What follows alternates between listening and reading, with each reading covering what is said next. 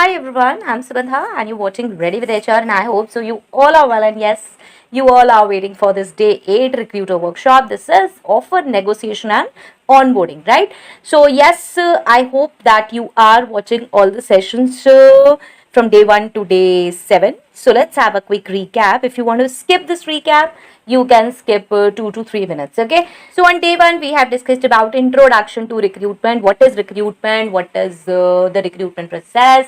Who are recruiters? What are the role of recruiters? And yes, current trends and challenges faced in recruitment. Okay, next on day 2 we have understood the job requirements. So how we can understand the job requirements, what are the key competencies and skills we can align with the organizational goals, okay, in detail. Day 3 was very interesting because we have discussed about the sourcing strategies and yes, merits and demerits, advantages and disadvantages of each sourcing strategy in detail.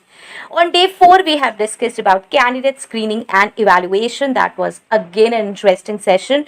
Yes, how we can screen the candidates and how we can evaluate the screen data. Next, on day 5 we have discussed about interview techniques, what all interview techniques are there and what all strategies are there and how they can help in recruitment. Next, on day 6 we have discussed about how to build a strong employer brand, and yes, that was interesting. Next, on day 7 we have discussed about yes, diversity and inclusion and recruitment, and yes, I have given you various yes, I have given you tools and strategies to implement this and how we can promote actually diversity in sourcing and selection. And yes, today on day 8 we are going to discuss about offer negotiation and onboarding. So make sure to subscribe this channel if you're watching me for the very first time, and do hit that cute notification bell icon so that you could get my updates later on as well. So let's see what we are going to discuss today. Making compelling job offers, then negotiating terms with candidates, best practices for onboarding new hires. Yes, we are going to discuss about onboarding also. And yes, these are you can say brief sessions, and if you want to check the detailed sessions, there is a playlist, HR recruiter playlist. You can check these sessions from there. Okay, and yes, all from this day 1 and day 7 you can find in the pin comment. One HR course is there in English, that also you can check. So let's get started. First is how we can make a compelling job offers. Now, compelling job offer not only attracts top talent but also sets the tone for a positive employment relationship. Here we are not struggling for a compelling job offer every time, that okay, I am giving a job offer which compel the candidate to accept, but I want to create a positive employment relationship. You need to understand this, that you have to maintain positive employment relationship. Here only, here's how to create an attractive offer.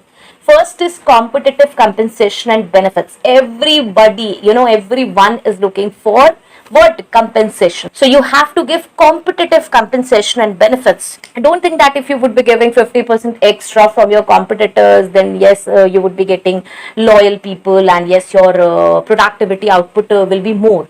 Then you are spoiling, market strategy, competitiveness. That's not the right way. You have to balance it. You have to understand that it should be competitive. That's why you need to do market research. Conduct thorough market research to ensure that your compensation package is competitive. Okay. Now, please don't think that I am demotivating you to pay high.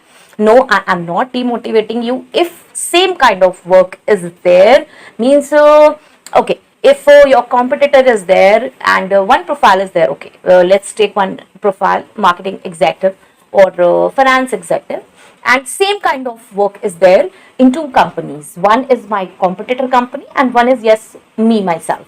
Okay, so if the same kind of work is there, everything is same, it could be yes, little changes, then you are paying 50% extra. That's of no use. Okay, yes, if you are taking some other work, then yes, you have to pay for it. If overtime is there, then yes, should pay for the overtime. That's the separate case. I'm talking about a simple 9 to 5 job where almost all the roles and responsibilities are similar. Then you don't need to pay extra. Okay, it should be competitive. For that, yes, you need to do market research and consider factors such as like industry standards, geographical location, and the specific role. This you need to consider. Now, don't think a person working in north and the person working in south will be getting same salaries. No, here comes geographical location, so you need to consider this. Next is comprehensive benefits. Offer a comprehensive benefits package. It should be a combination of health insurance, retirement plans, paid time off, and other perks. Highlight unique benefits that set your company apart, such as wellness programs, flexible working arrangements, or professional development opportunities. All these should be there. It should be a combo pack. Next is clear and detailed offer letters, and yes, this is my favorite because see, you need to give proper clear and detailed offer letters. This should be a formal offer letter. Draft a formal offer letter that clearly outlines the job title, start date, salary, benefits, and any other relevant details. Include information on working hours, reporting structure, and key job responsibilities. That's important. Next is legal compliances. These informations are important. You need to mention all these things. I hope so you have seen the format of offer letter on my channel. This is a HR letter series. You can check from HR letter series, and you can find different kind of letters from there. Okay. Next is legal compliance. Ensure the offer letter compliance with employment laws and regulations. Consult with legal experts if necessary to avoid potential issues. Now, you can't, issue a letter which do not follow certain labor laws, which do not follow certain simple rules and regulations, compliances.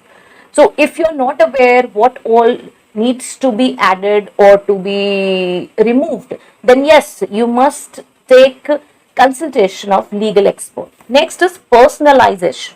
Tailor the offer. Personalize the offer to reflect the candidate's priorities and interest. Address any specific request or preferences discussed during the interview process. Okay. Now what? Whatever you have discussed about the candidate's priorities and interest, you have to reflect that. You have to see what all specific requests are there or preferences are there, and you have to tailor the offer accordingly. Express enthusiasm. This is very basic. Now communicate your enthusiasm for having the candidate join the team and highlight why you believe they are a great fit for the role and the company. This is very natural, and this should be in our moral values, and these are actually part of moral values. When we are happy, we must express this, and we must form a habit of expressing us. Next is negotiating terms with candidates. Now, negotiating terms effectively requires balancing the company's interest with the candidate's expectations. Here, a lot of people say, oh, I have been given this budget from the company, and I have to remember this, that yes, I have to negotiate within this budget, and no matter what candidate is saying, means what are the expectations. Sometimes candidates say that okay, you can reduce my monetary part to this, and please make a combination of these non-monetary benefits like this, but we are so rigid. Even if we can change those things, we never experiment, we never discuss with our senior professionals. That's wrong. We must do this, and we must understand how to navigate this process. So first is preparation and flexibility. Now here is the catch, because here we are talking about you need to prepare, so you need to understand your limits, and you need to be flexible. So understanding your limits, you must know the maximum salary and benefits you can offer, but be prepared to negotiate within this range. Okay, so have a clear understanding of the company's policies and budget constraints. This is important. You need to check this I always say, please check the budget, please check those details before entering into negotiation with the candidate on the same day. Okay. Next is flexibility. Be open to negotiating various aspects of the offer, such as I already said, that is salary, signing bonuses, remote work options, additional vacation days, or professional development opportunities. Important. Yes, you can do it. Monetary and non-monetary, combine it. Next is active listening. Understand candidates' needs. Listen carefully to the candidate's concerns and priorities. Understand what is most important to them and why. Okay? Respond thoughtfully.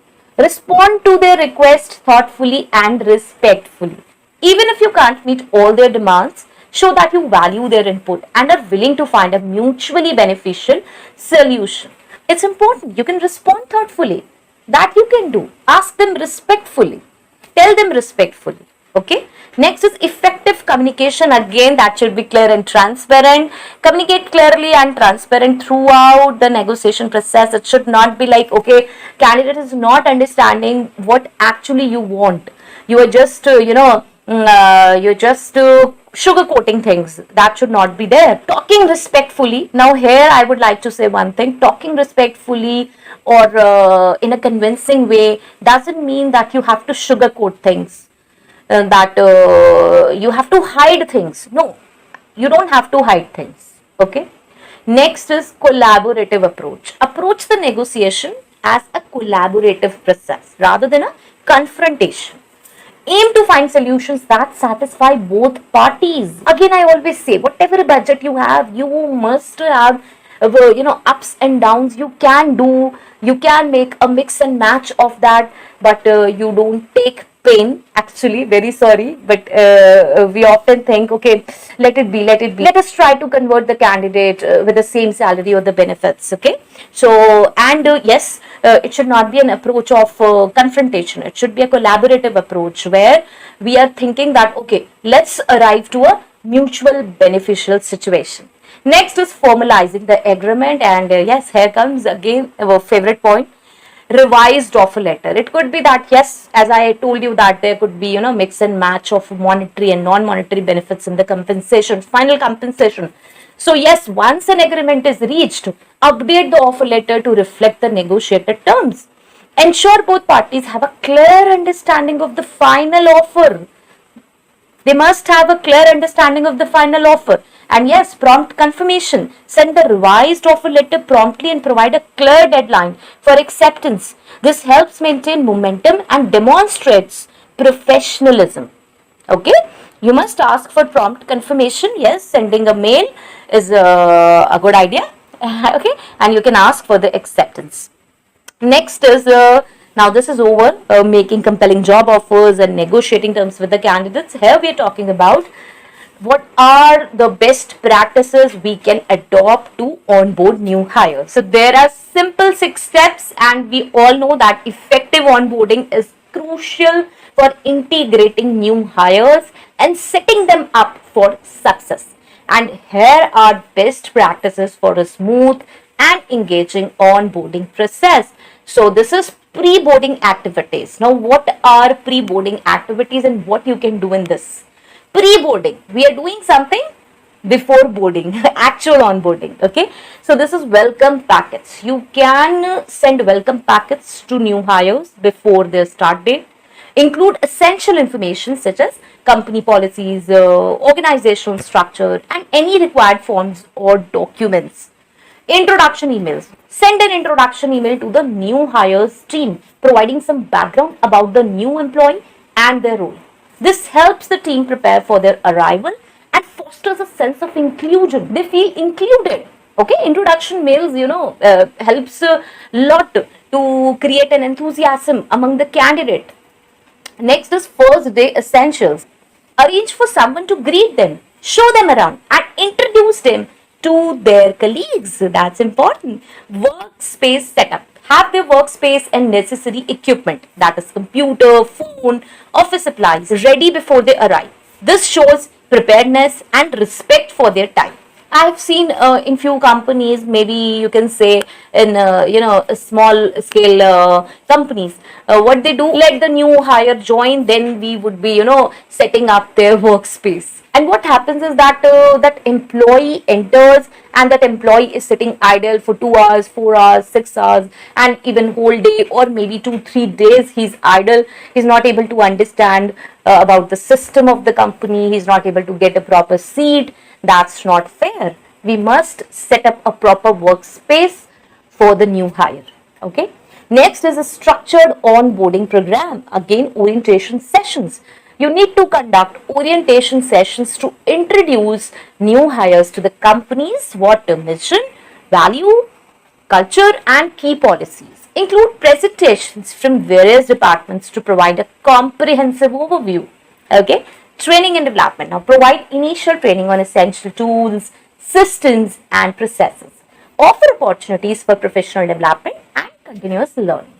Okay, this way you need to do this. Next is mentorship and support. Assign a mentor, and yes, you can assign a mentor or buddy to the new hire to provide guidance, answer questions, and help them to settle down in the company. Actually, okay, and yes, that mentor or buddy should be a positive mindset person. That person should not be like complaining every time about everything. Okay, you need to understand that yes, you have hired a new employee, and the success, or you can say success of your hire or retaining the candidate depends a lot on onboarding. Okay, so yes, a mentor plays a great role in that also. Next is yes, regular check-ins. Schedule regular check-ins with the new hire during their first few months. This helps address any concerns, provide feedback, and ensure they're settling in well. Okay, because it could be like if you would be asking only on day one or within a week also, they will be little hesitant to answer how they're feeling and what problems are there. Okay, but after some time, yes, they will feel comfortable and they will start sharing things. So this is important that regular check-ins should be there. Next is integration into the team, and yes, this is my favorite because team building activities are important. You need to organize team building activities or social events to help new hires build relationships with their colleagues. This fosters a sense of belonging. Yes, this fosters it. Next, project involvement. Involve new hires in meaningful projects early on. It happens several times that we feel okay, let him settle. We would be giving him important projects after 3 months, 4 months. Okay, let's not involve him. That should not be there. This helps them feel valued and allows them to contribute to the team's goals from the start. They will learn that okay, I've been valued, I've been respected, oh, I've been asked. And we all know that whenever a new person joins a company, then that person is also very enthusiastic about the new role, right? So it's better to make them feel valued and to make them settle down in the company soon. Okay. Next is feedback and improvement, and again a favorite one because you have to collect feedback, gather feedback from new hires about their onboarding experience. Why? Don't think that okay, he will make so many complaints and we will feel offended by him that we as a company can't give a proper onboarding experience. See, even if you are hiring 1,000th employee, even if you have already hired 2,000 employees, then also you must take feedback because feedbacks help us to improve, to grow. As time passes, we need to grow. Okay, so use this information to identify areas for improvement and enhance the onboarding process for future hires. Okay, and yes, continuous improvement. Regularly review and update the onboarding program based on feedback and change in needs. Ensure it remains relevant and effective in helping new hires succeed. Okay, so yes, continuous improvement is important. We as a company should improve ourselves with the time. I always feel this, right? So yes, if I have to summarize, by focusing on making compelling job offers, as we discussed about how to make compelling job offers, then negotiating effectively the terms and implementing best practices for onboarding, organizations can attract top talent, facilitate a smooth transition. Yes, you can facilitate a smooth transition and set the stage for long-term employee success and satisfaction. Okay, so yes, this was important. This is important session, and yes, day 9. Next, we are going to discuss in day 9 about the recruitment metrics and analytics, and this will be an interesting session again because we are going to discuss about the key recruitment metrics and their significance, tracking and analyzing recruitment data, and using analytics to optimize the recruitment process. Okay, so we are going to discuss about all this in detail. So be here, and yes, if it's helpful, please do let me know in the comments section. So till next video, all the very best. Stay happy, stay safe. Thanks for watching. Bye bye.